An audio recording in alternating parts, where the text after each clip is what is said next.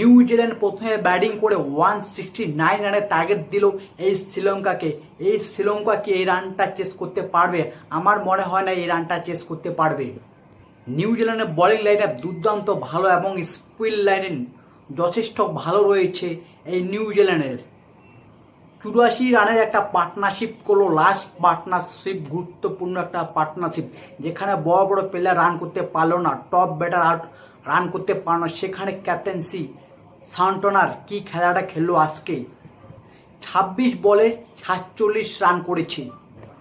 ম্যাককঞ্চি 23 বলে 31 রান, 84 রানে একটা পার্টনারশিপ করেছে, বিশাল বড় একটা পার্টনারশিপ।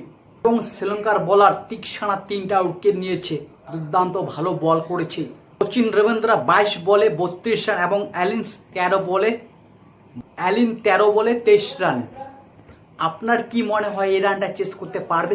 168 রান এবং 169 রানের একটা টার্গেট দিল শ্রীলঙ্কাকে।